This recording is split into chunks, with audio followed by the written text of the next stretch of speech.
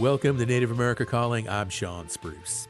A number of states are following the lead by the state of Texas to redraw congressional district lines. Texas's new congressional map will give Republicans an edge in the upcoming 2026 midterm elections. California is responding with a push for voters to approve an effort that will favor Democrats. All of this has the potential to affect how Native Americans are represented in Congress. We'll hear about that coming up, and also talk to a Navajo district attorney who says she is unfairly targeted by state officials. That's all right after the news.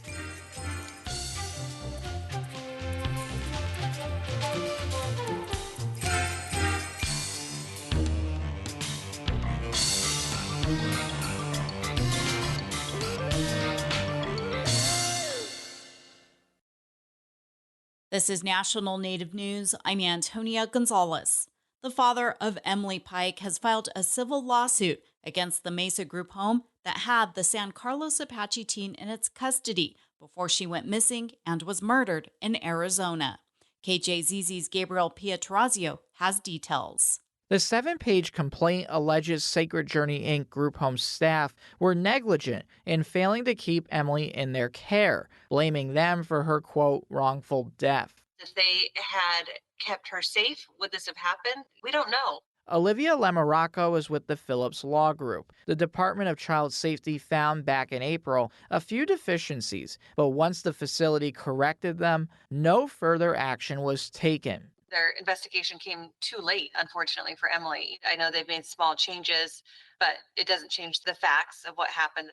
The personal injury law firm in Phoenix is representing Emily's biological dad, Jensen Pike, who has been behind bars since before she disappeared in late January. He's seeking unspecified damages for forever being deprived of his child. I can't speak for any other family member or Emily's mom. The answer is I don't know if she's pursuing anything. Sacred Journey Inc. did not respond for comment, but has 20 days to reply to his complaint that also looks to recoup funeral and burial costs. The San Carlos Apache tribe provided at least $5,000 for Emily's funeral, but that didn't cover everything. Emily's remains were found in garbage bags back in February along an Arizona highway, over 100 miles away from where she was last seen at the group home. For National Native News, I'm Gabriel Pietrorazio. Billings, Montana hosted its second annual Missing and Murdered Indigenous Peoples Vigil and Community Meal to honor loved ones and rally around justice and healing. Yellowstone Public Radio's Kayla DeRoche has more. Advocacy group Warrior Women for Justice convened the vigil Friday morning with a smudging ceremony on the Yellowstone County Courthouse lawn. Nikki Wege with Warrior Women for Justice is of Salga and Omaha and says this gathering is an opportunity for community members to honor their loved ones in solidarity. To not only remember the stolen, but to bring awareness, seek advocacy, seek justice and accountability, and to speak for those who have been silenced. According to a 2020 report from the Montana Department of Justice, Indigenous people make up less than a tenth of the state's population, but roughly 25% of all missing persons. Today, it does not matter if you call upon the Lord to hear your prayers or if you turn to all four directions while burning sacred herbs to lift your pleas. What matters today is standing together as one to roll away the stone that's blocking the government and the media and our own families and communities from acting. We stand together to give life to hope. After speeches and reading a list of the missing and murdered, attendees share a meal, stories, and healing crafts like painting and weaving. Wege says Warrior Women for Justice will roll out a series of recordings from the event to highlight some of those stories. For National Native News, I'm Kayla DeRoche.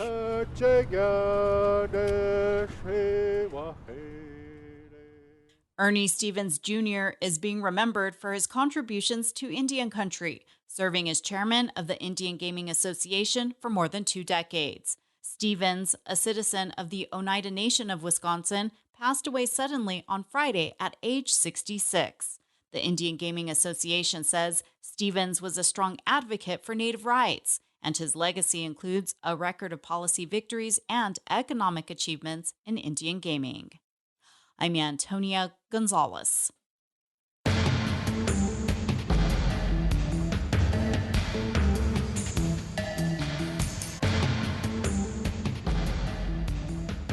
National Native News is produced by Kawanak Broadcast Corporation with funding by the Corporation for Public Broadcasting.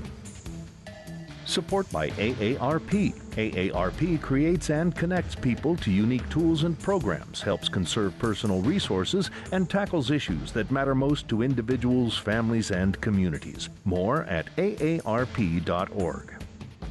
Support by Sonosky Chambers Law, championing tribal sovereignty and Native American rights since 1976. From opioids litigation to treaty rights to tribal self-governance. With offices in Washington, D.C., New Mexico, California, and Alaska. Sonosky Chambers Law.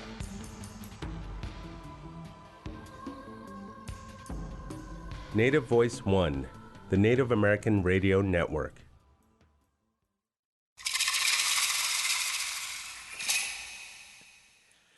This is Native America Calling. I'm Sean Spruce. The Alabama Coushatta Tribe of Texas is assessing what that state's newly drawn voting districts mean for their representation in Congress. Tribal officials say at the very least it adds considerably more geographical distance between them and their elected representative. The state's unusual decision to redraw the map mid-decade to favor Republicans has prompted a rush of other states to wade into the redistricting process before next year's midterm elections. In California, Governor Gavin Newsom is pushing a similar effort to favor congressional Democrats. Today on our show, we'll hear from Alabama Coushatta leadership and legal experts about the new political landscape and what this will mean for Native representation. Later in the hour, we'll also talk with New Mexico's only female Native district attorney who's facing pressure from state officials. You can join this conversation. Call us at 1-800-996-2848. That number is also 1-800-99-NATIVE. Joining us now from tribal lands east of Livingston, Texas, is Cecilia Flores. She is the Tribal Council Chairwoman of the Alabama Coushatta Tribe of Texas. Chairwoman Flores, welcome to Native America Calling. Pleasure to have you on the show today. Thank you. Thank you for having us. Also joining us from tribal lands is Nita Batiste. She is a tribal council member of the Alabama Coushatta Tribe of Texas. Nita, welcome to you as well. Thank you. It's a pleasure to be here. Joining us from Washington, D.C. is Lenny Powell. He is a staff attorney at the Native American Rights Fund. He is a citizen of the Hopland Band of Pomo Indians. Lenny, hello, and welcome back to Native America Calling. Thank you. It's wonderful to be back. And joining us from Salt Lake City, Utah, we have Daniel McCool. He is Professor Emeritus of Political Science at the University of Utah. Dan, good morning, and welcome back to Native America Calling to you also. Good morning, Sean. Chairwoman Flores, I would like to begin with you. Please explain to our listeners what is the potential effect of the state of Texas and newly redrawn district boundaries for your tribe, the Alabama Coushatta. First of all, I want to say thank you for the opportunity to discuss this very important issue concerning voting in our home state of Texas. First of all, majorly is the loss of local representation. If the redistricting is applied to us, then our representative will be 4 hours away from our tribal land. Also, the rural priorities are different than than urban needs. So we are redistricted in part of Austin, Texas, which is, like I said, 4 hours away from here. And also, we will have issues of re-educating a new representative concerning tribal issues. Chairwoman, this new representative will be 4 hours away. How far away was the previous representative? Probably on an hour and a half. And our previous representative, which was Brian Babin, was about 30 minutes away from us. Okay. Well, tell us more about what this means in terms of how you folks will have to adapt to these changes and any other anticipated changes you see with regard to how the upcoming midterm election might turn out. Yeah, our major concern is he's probably maybe more concerned with the urban priorities rather than rural priorities. That's a major concern. Of course, we're concerned with our vote count. We want to make sure that we maintain, access to voting and, polling, box polling. So there's a number of issues, but I think our main focus is the difference between rural versus urban. Okay. Chairwoman, can you tell us more about the political makeup of the Alabama Coushatta tribe? And specifically, in addition to this whole context of urban versus rural, what are some other pressing issues at stake for the upcoming midterm? So one of our major issues is what's going on in Congress right now as far as funding levels, access to the Medicare, Medicaid funding. That is a major concern also. Sure, I understand. Councilmember Batiste, I want to bring you into the conversation now as well, because I know you recently spoke to lawmakers about the tribe's concern with the new district. What was your message? The message basically is this. I testified in opposition to House Bill 4, pretty much to say that they're basically moving us from our rural and suburban counties. We have similar demographics, we have common interests and values to our home here in Polk. As Chairwoman Flores had stated, we're moving now toward Travis County in Austin, Texas. It doesn't really work for us because we do not have really anything similar or anything in common. So that's really the first struggle. What is the tribe's current relationship with Texas lawmakers, and do you feel that they understand how important this issue is to the Alabama Coushatta? Well, while we were there, if you can imagine, emotions were quite high on both sides of the issue. And we have over 750 people offering testimony. You do wander in and out of the halls. And so what we basically have is just the fact that we were not, our voices aren't being heard. And we needed to come together in order to have that happen. Communication is the key. We do have lawmakers who were willing to listen, and they were not really opposed either way. But at the same time, we wanted to make sure they were educated as far as the tribe's message, the tribe's history. And that is something at times is lacking, how important the Alabama Coushatta people were in the making of Texas. So it was a good day. It was a good day. I can tell you that majority of I will just wait for the next question. Excuse me. Okay. Well, this is interesting because redrawing of district boundaries, that usually only happens once every 10 years, Nita, but now here it is 2025. There's redistricting occurring. Is there a sense in the state that this is unusual to be happening right now? Well, it is unusual because the last testimony I offered on redistricting was September 2021. Generally, from the census, it's every 10 years. But there was probably some political maneuverings. Who knows at this point? But, we made sure our voice was heard. We made sure that was happen. How do you think the tribe will have to adapt to adjust to these mid-decade changes we're talking about? As far as adapting, we'll do what we will continue to do. Education, communication is the key, Sean. Okay. Chairwoman Flores, back to you. Can you tell us what is next for the Alabama Coushatta tribe and this fight with regard to redrawing of district boundaries?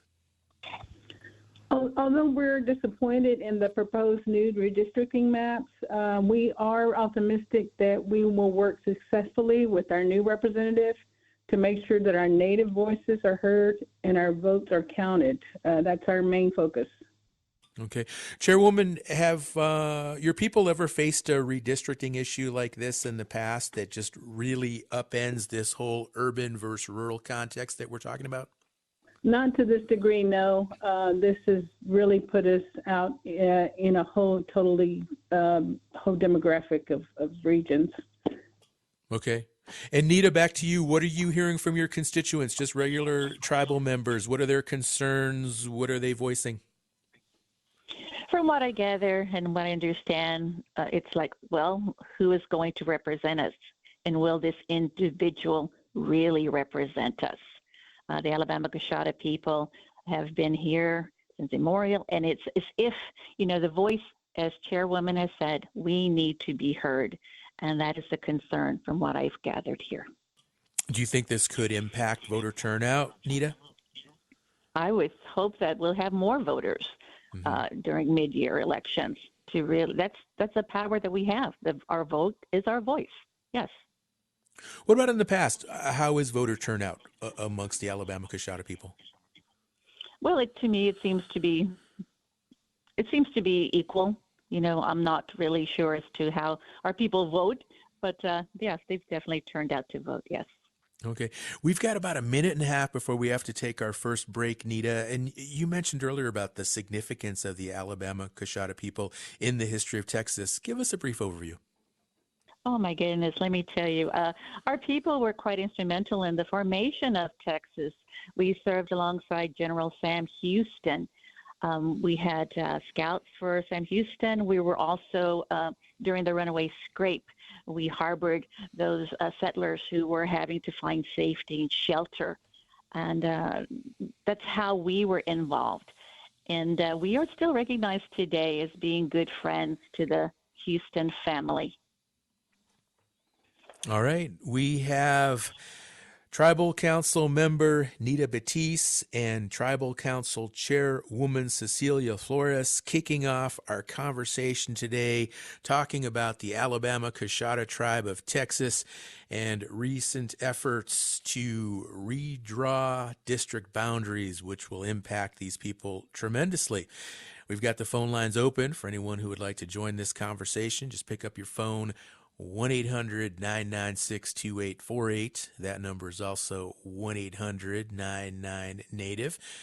Have you ever dealt with a redistricting issue in your tribal community, or maybe you're dealing with one right now and you have concerns or you have experience with what this is like? We'd like to hear your thoughts. We'd like to hear your comments. Just pick up that phone and call us. Again, you are listening to Native America Calling, and this is your forum to share your viewpoints, your perspectives. Indigenous voices heard every day here on Native America Calling, Monday through Friday, live. 1-800-99-NATIVE is the number to call to join the conversation.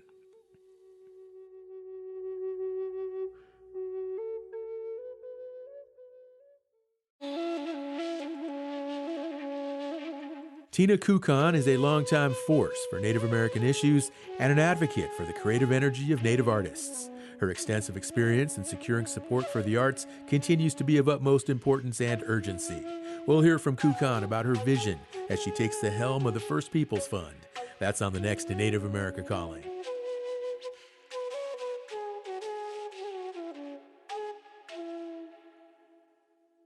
The Association on American Indian Affairs invites all to Tribal Museums Day, December 6th through December 12th. Tribal museums may offer no-cost or reduced admission, gift shop discounts, art markets, and live cultural demonstrations. Tribal Museums Day honors diverse Native nations as the experts of their own cultures. You can find a map of tribal museums and more at indian-affairs.org/Tribal Museums Day. The association supports this show. Thank you for listening to Native America Calling. We are looking at how new mid-decade redistricting affects Native voters. We also want to hear from you. Could the voting situation on your tribal lands change before the elections next year? You can join us by calling 1-800-996-2848, 1-800-996-2848, or just 1-800-99-NATIVE. Give us a call. We want to hear from you. Let's pivot now and talk about two important voting rights cases that center on the Voting Rights Act. And to do that, we are now joined by Lenny Powell, staff attorney for the Native American Rights Fund. And Lenny, these cases, one includes black voters in Louisiana and another includes the Spirit Lake Nation and the Turtle Mountain Band of Chippewa. What's at stake with both of these cases? Yeah, I'll start with the latter case that involves Native voters, and that's a case that we are litigating here at the Native American Rights Fund, along with our co-partners at the Campaign Legal Center. This is a case likely to be before the Supreme Court this term that concerns the enforcement of Section 2 of the Voting Rights Act. The Voting Rights Act, specifically Section 2, prohibits racial discrimination in voting. And one of the ways it does that is it prevents states from being able to draw legislative districts that diminish the opportunity of minority voters to elect candidates of their choice. We brought a suit regarding District 9, the state legislative District 9 in North Dakota, and showed that the district as redrawn as part of the most recent census redistricting was diminishing the voting power of natives on the Turtle Mountain and Spirit Lake reservations. But the North Dakota Secretary of State argued, and the Eighth Circuit agreed, that private parties like the individual Native voters we represent here can't actually sue to enforce their own rights under the Voting Rights Act. North Dakota Secretary of State maintained that only the federal government, the Department of Justice, can bring these suits, even though for the last 40 plus years since Section 2 took on its current form, the vast majority of these lawsuits have been brought by private plaintiffs. Over 85% probably. That's what most studies that have tried to count up all the cases have found. And the other case you mentioned, Calais, arising out of Louisiana, sort of looks at the back end of how Section 2 litigation works. So our case involving Turtle Mountain and Spirit Lake, that's about who can sue to enforce the Voting Rights Act in the first instance. The Calais case is about, well, once the suit has been brought and once a violation has been proved, what sort of remedy can the court order? And in that case, Louisiana is maintaining that the Equal Protection Clause prevents the type of remedies that have been employed for, again, the last 40 plus years. Once a court finds that there has been a violation of the Voting Rights Act, that minority voters have had their opportunity to vote candidates of their choice diminished, the way district courts fix that violation is they create a map that in part looks to race to make sure, well, the new map that's being put in place does not recreate the problem that was trying to be solved in the first place. But Louisiana and others, including now the Department of Justice, are maintaining that that consideration of race in order to fix what was a racial problem to start with is a problem under the Constitution. Okay. Lenny, this sounds like it has ripple effects and could potentially weaken voting power in other states as well. Absolutely. This would be a massive, either case could be a massive, massive change in how redistricting works in this country. These sorts of suits are they're unfortunately common. The dilution of the votes of minority voters, including Native voters, happens quite frequently, and a lot of these suits unfortunately have to be brought to correct these problems, and that's why Congress enacted this legislation to start with. Congress found that in the first 100 or so years of the 15th Amendment being on the books, which, you know, as a constitutional matter also prohibits discrimination in voting, that states were sort of playing whack-a-mole. They would find one way to diminish minority voting power. Some sort of lawsuit would be brought, the Department of Justice would come in, try to take action, fix that one problem, but then states would turn around and create a whole new way of disenfranchising Native voters. And the Voting Rights Act was intended to stop that from happening by creating a broad enforcement regime for preventing these sorts of state actions. Lenny, we already have many Native American voters who feel disillusioned by the system, disenfranchised in many ways. And when we hear about issues like this, it could potentially make people just that much more cynical. What's your message to someone listening to the show right now and just scratching their head thinking, geez, you know, how do I vote? How's this going to work? How's this going to impact me? And what do I need to know going forward? And does my vote matter? That's a great question. Yes, your vote absolutely matters, even if sometimes it is hard to cast that vote. There are real obstacles to Native voting out there. Redistricting can be one of them, but it's not the only one out there. Things like geographic distance, as touched on in the first part of the hour, can also end up being a huge hurdle. The Voting Rights Act provides mechanisms for combating all sorts of problems, not just redistricting problems. So that is what the current litigation is focused on. I would say, one thing is more often than not, we win these legal battles. So for that reason alone, there's hope. And we're quite optimistic in the Turtle Mountain Spirit Lake cases that we are going to prevail if and when the Supreme Court takes the case. We actually had some litigation before the Supreme Court in an emergency posture this summer after the Eighth Circuit ruled against us on this question of private enforceability of Section 2 of the VRA. We went to the Supreme Court. We asked for an emergency stay of the Eighth Circuit's decision, and we were granted that stay by a vote of 6-3. So, we're very optimistic about our chances. We don't take anything for granted at the Supreme Court. One never does, but we're going into this in as much of a position of strength as one really can in Supreme Court litigation.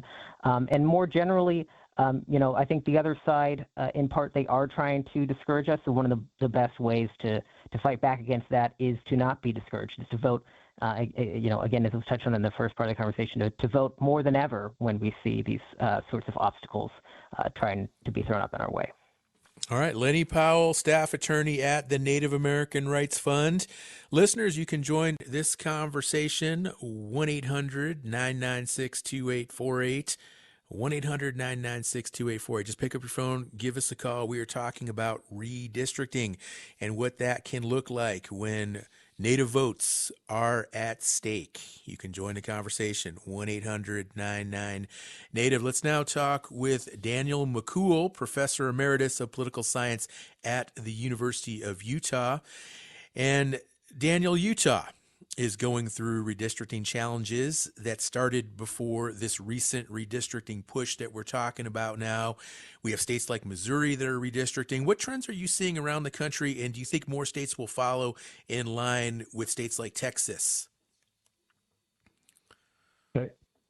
Unfortunately, we do see a kind of a race to the bottom in terms of gerrymandering districts now. And other states are getting on the bandwagon in response to what happened in Texas. And I think it's really important to understand that partisan gerrymandering makes our elected representatives less responsible to the opposing party. The councilwoman mentioned that they feel like their voices are not being heard. Well, that's a very legitimate concern, and that's part of the fallout or the results from extensive gerrymandering.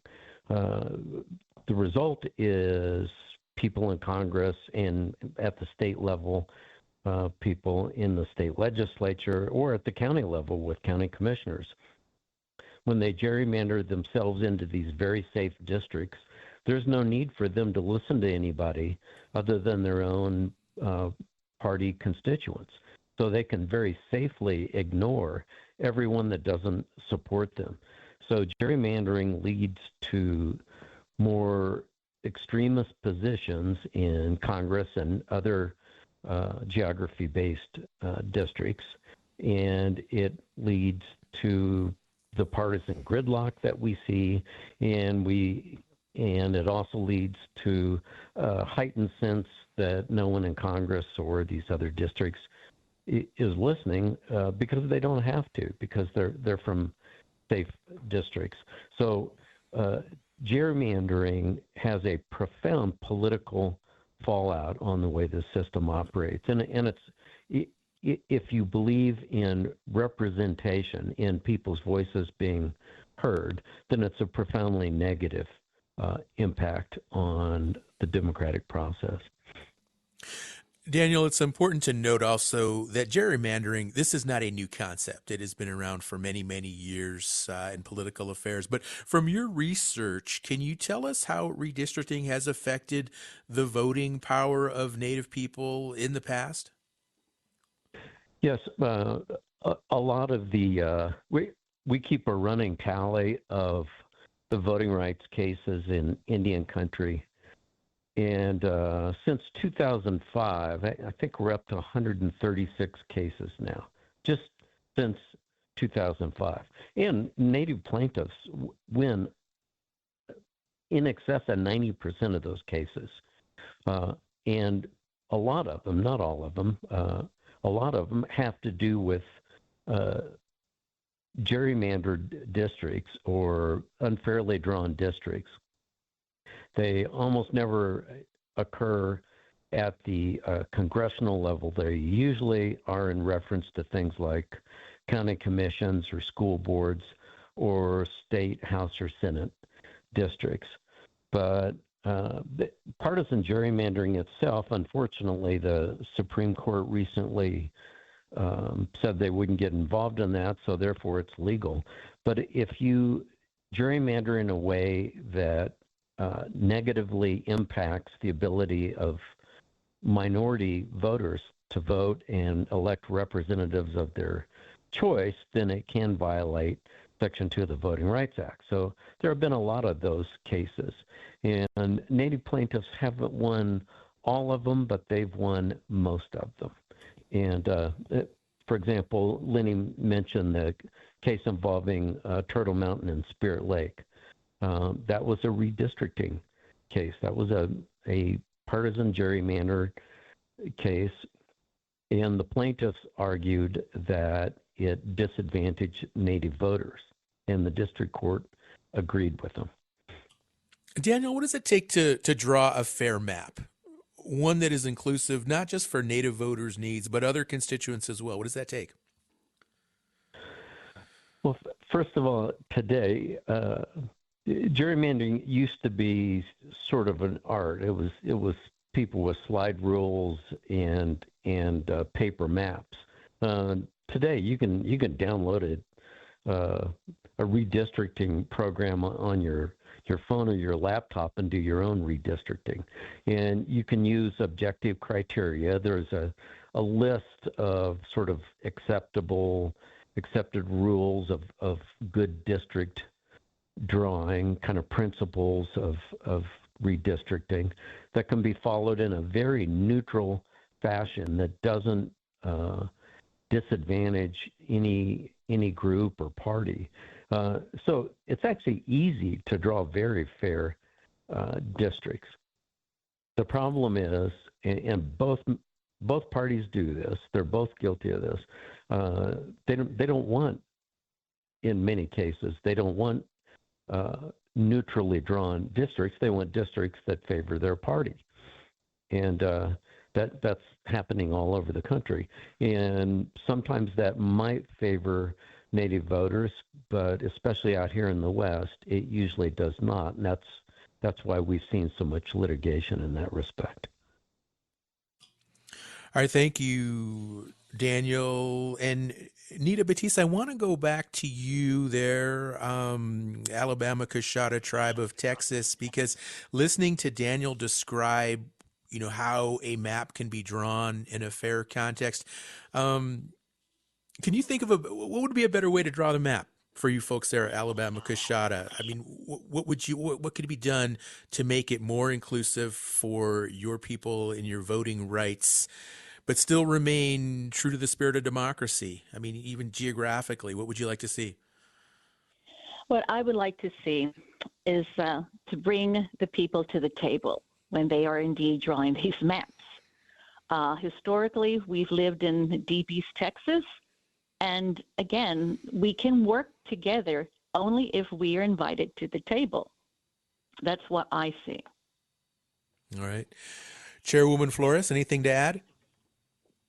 No, I was just want to say that it's our hope that our elected officials at the state and the federal level, they work to work for the people and to uphold the Constitution of the United States. All right. Thank you. Daniel, back to you. We've got about a minute before we have to take our next break. And I know you've been doing research on voting rights for Native people dating all the way back to the 1980s. How have you seen Native voting rights evolve since then?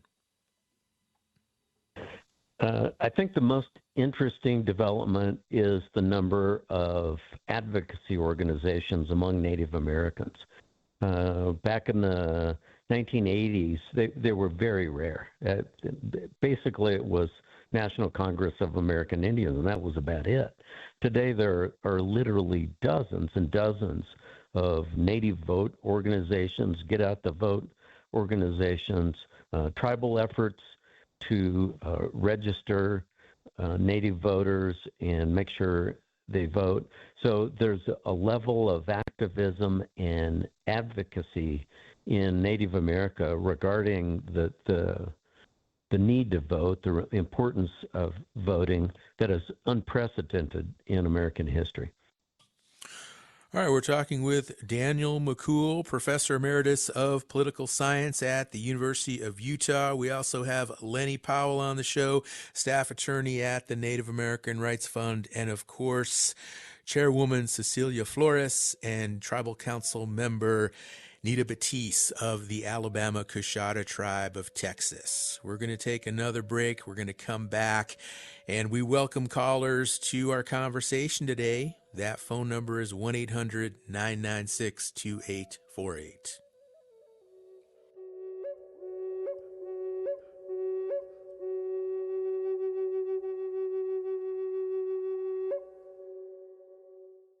The annual Indian Nations Conservation Alliance National Conference in Las Vegas, October 14th to the 16th, is a movement. Natural resource management, conservation and land stewardship, agricultural technology and innovation. Internationally acclaimed regenerative rancher Alejandro Carrillo will speak on ancestral land practices and sustainable food systems. Info and registration at inca-tcd.org. Inca supports this show. Mid-decade redistricting. How does it affect you as a Native voter? We want to hear from you. 1-800-99-NATIVE. That is the number to call. Join the conversation. Some of these issues are taking place in states across the country. And if you're in a state that is dealing with one of these issues in a Native community that could be impacted, let us know. 1-800-996-2848. We have Lenny Powell on the line, one of our guests, staff attorney at the Native American Rights Fund. And Lenny, I want to go back to you and just this whole issue of redistricting boundaries. Tell us more about the work that NARF does in this space and some of the other pressing issues that we need to consider in this conversation. Yeah, absolutely. So at the Native American Rights Fund, defending the Native right to vote is among the core things that we're dedicated to litigating. We've brought a number of suits regarding this area of the law in the last decade plus, and as Professor McCool was touching on, we've had a great deal of success in this litigation, almost no losses at all. A lot of it is redistricting, but it's other things as well. There are provisions in the Voting Rights Act that pertain to language assistance, and that can include language assistance for Native voters who don't have strong English proficiency, something that occurs, for instance, a lot in Alaska. Another big issue we see a lot is absentee voting. A lot of Native voters have to rely on absentee voting because physical polling places are located very far away from where they live.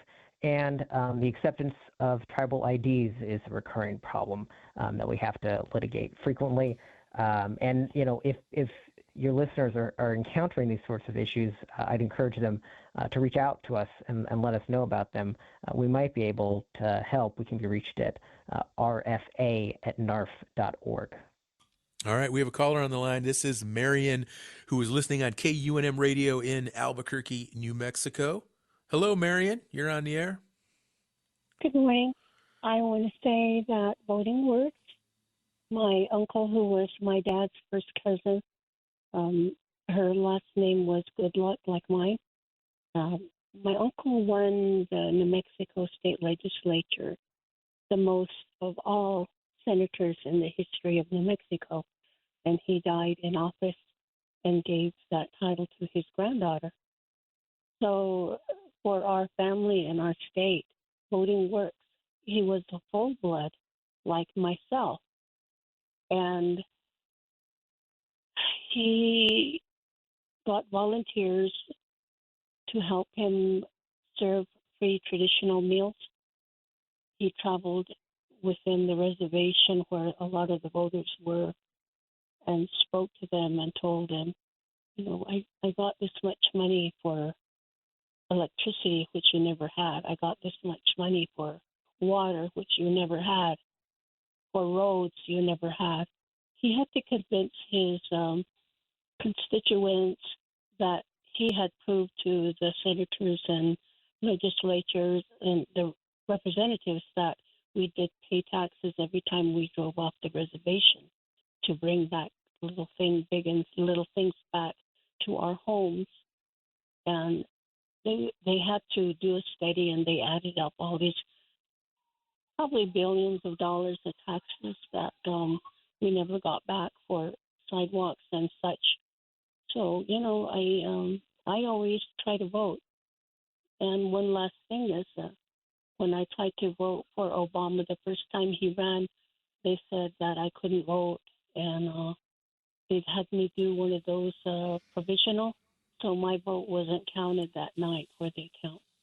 And then the next time he ran, I voted again. I didn't give up. I always had hope. All right. Marion, good luck. Thank you so much for calling in today. KUNM listener in Albuquerque, New Mexico. For the rest of the hour, we are going to speak now with New Mexico District Attorney Bernadine Martin, who is Diné. She is the state's only Native female district attorney, but she is facing pressure from state officials. The New Mexico Attorney General is asking the state Supreme Court to remove her from office with allegations of misconduct and incompetence. Of course, you can join this conversation with a comment or question. Just call 1-800-996-2848. Joining us now from Gallup, New Mexico is Bernadine Martin. She is a district attorney for New Mexico's McKinley County. D.A. Martin, hello, and welcome to Native America Calling. Good morning, and thank you. Absolutely. Well, let's get into this here. New Mexico Attorney General Raul Torres is petitioning to remove you from office. He cites findings of a hostile workplace environment, failure to prepare or subpoena witnesses, and more. Where do you think these issues are stemming from? Seems to me they're coming from a handful of people who don't care for me or didn't vote for me or wanted my opponent to win the primary last June. It's a handful of people. I won re-election by 57% of the vote. And my office has done a great job prosecuting cases. We have worked hard to streamline cases so they move more efficiently. But I think it's the people listed in the documents. There's only a few, and okay. It's kind of getting blown way out of proportion. So, according to one state senator, over 600 cases in your district were not heard, and that led the New Mexico State Legislature to sign your budget over to neighboring San Juan County. Can you tell us how your office has managed since the funds were transferred to San Juan County, and why were those cases not getting prosecuted? Well, I don't know the list. It's an arbitrary number. Our cases are being prosecuted. We keep track of our numbers. We submit them to the Legislative Finance Committee. Our budget went through the budget process appropriately, and there were no questions, no issues. It was on the last day of the legislature that one senator pulled my budget and replaced it with diverting it to an adjoining county. There was no discussion whatsoever about diverting the money. So in effect, it defunded my office.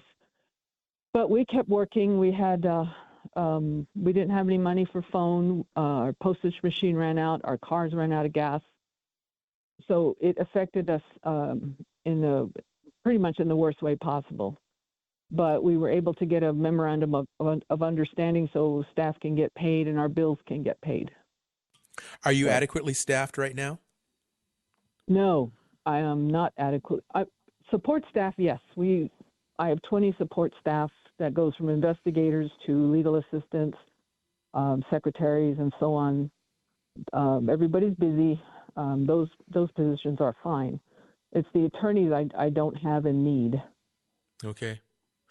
Now, the local news station KRQE, they found that 45 of your employees quit or were fired by you since you took office back in 2020. What do you attribute these staffing issues to? And can you verify that number of employees? Or I can't verify that. I don't have the numbers. I've heard 50, I've heard 45, and I'm busy, so the numbers are in the files.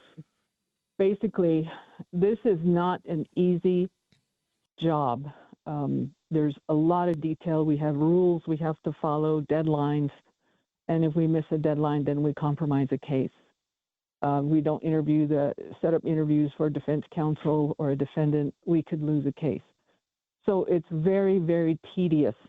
And some folks who have actually left behind a mountain of work that they didn't get to. And we've had to sort each document, put it in the right file, do what needed to be done. So it's not a cushy job. It's very busy, very, very busy. And so you either can keep up or you can't. And I'm thinking that there's folks who have a hard time with the workload. And they leave on their own accord. You know, people decide, this isn't for me. And it's not for everybody. D.A. Martin, I know from experience, sometimes just different personalities, different styles of leadership, they can clash in workplaces. How would you describe your leadership style? I am fair. I understand people needing time off. I encourage vacations. I also encourage people to get the work done. If they're not sure about something, they should ask a question. If they're still not sure, let's find somebody else who can give a better answer. We're a very cohesive group. In fact, the group I have now, I think, have been together since like last August, maybe almost a year. And we work well together. Everybody understands everybody. And so we've come to a place where we have a very, very strong office in terms of staffing. Now, you also recently faced questions from the Gallup community members. They had concerns about how the office is being handled. What are you doing to restore trust with the community members and others there that you serve? Well, I think the trust has always been there. Just a few people who want to disrupt the office. We work well with victims. We work well with law enforcement. We prosecute cases. We do what we have to do to protect this county and hold offenders accountable. So I don't understand where some of these folks are coming from. A lot of the statements that are made are false, and they're just thrown out maybe to see what sticks to the wall. Now, the Attorney General's office also took control of a sexual assault and murder case in which you dismissed all the charges in the case due to your connection to the defendant. I'm still not clear why that case wasn't assigned to an alternative prosecutor. You're talking about, okay, if it's the one case, there's a conflict of interest where the defendant grew up with my kids. We're a small community. They've been to our house. They've eaten meals in my home. They've played video games in my home. And that's a conflict of interest. A conflict of interest is where there's an appearance of impropriety. So it would have been improper for me to proceed with a prosecution of that individual because it would appear that I might do favors for him. or not do favors for him. So the best thing in such situation is to step out and find someone else to prosecute the case, which is what I did. But I never got an answer back. Nothing was filed in the year-long time it took to figure out what was going on. So the Attorney General, the Attorney General is taking it, and they will prosecute it. It's within the statute of limitations, so the time is really not an issue, but I felt bad that it took so long to find out that, nothing happened. Mm-hmm. But I did send it off to a prosecutor to prosecute it, and nothing happened, unfortunately. Listening to your discovery, and I know what it's like throughout Indian country, and, so many of us, we have extended families, and it's not uncommon to come across people that we know or relatives in work settings. Can you talk more about what the environment is like there in McKinley County and what special considerations your position requires? Well, we're predominantly Native American. About 75% population is Native American, so that is very different from other counties in the state. We have, our culture is very rich in history, tradition, and values, and folks get detracted off the path due to alcoholism or drug abuse, and they are charged with crimes involving alcohol abuse and drug abuse. And so my theory is we have to hold drunk drivers accountable. So they get some treatment, they do some community service, they do all this stuff the statutes require of a drunk driving offender. And for drugs, we have developed probably, I would say in the last 2.5 years, a serious fentanyl problem here. And apparently the addiction to fentanyl is pretty strong. I mean, people die from overdoses with fentanyl, but we work to put folks on probation so that they can get the treatment they need to get off the fentanyl and other drugs that they're abusing, and hopefully the counseling takes them back to living a good life. That's all we hope for here. D.A. Martin, do you still feel you're the best person for this position? And also, how are you responding to this pressure, this enormous pressure that you're placed under right now from so many different directions? It's enormous, but I take it one incident at a time. For instance, the petition by the Attorney General, that's being dealt with. So that's in its own little room, so to say. And the public outcry, it's really difficult to answer false statements. All I say is that's not true because it's not true. Well, I can't prove that's not true because I don't know what you're talking about. You're making this number of 600. Where does it come from? What are you talking about? My caseload is 600. That's how many cases I have that I'm managing. And that's my priority. And I have to deal with those cases. Otherwise, they could get dismissed. And I can't allow that. So my priorities is to do the work, go to court, make the arguments, get justice for McKinley County. And the rest will be dealt with as time allows. All right, we're going to have to wrap up our conversation here today on Native America Calling. Unfortunately, we're out of time, but I do want to thank all of our guests who joined the show today. District Attorney Bernadine Martin, Lenny Powell, Daniel McCool, Nita Batiste, and Chairwoman Cecilia Flores. And please join us again tomorrow when we will talk with Tina Kukan about her long career uplifting Indigenous arts and education. She joins us as this month's Native in the Spotlight. I'm Sean Spruce. You've been listening to the one, the only Native America Calling. Support by Drummond Woodsum, a full-service law firm whose nationally recognized tribal nations practice provides services to tribal nations and their enterprises and to companies that do business with tribes across the country. More at dwmlaw.com. Skugtash. For more than 40 years, Ramona Farms has revived ancient traditional foods, tepary beans, pinoli, polentas, and more, all from store.ramonafarms.com. Ramona Farms supports this show. Omnie. Support provided by Amerind. Amerind is 100% tribally owned and partners with tribes and their businesses to provide affordable commercial insurance coverage, protect tribal sovereignty, and strengthen Native American communities by helping to keep dollars in Indian country. Information about property, liability, commercial auto, and workers' comp available at amerind.com.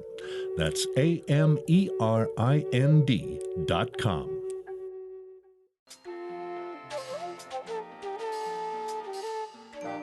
Native America Calling is produced in the Annenberg National Native Voice Studios in Albuquerque, New Mexico by Quantic Broadcast Corporation, a Native nonprofit media organization.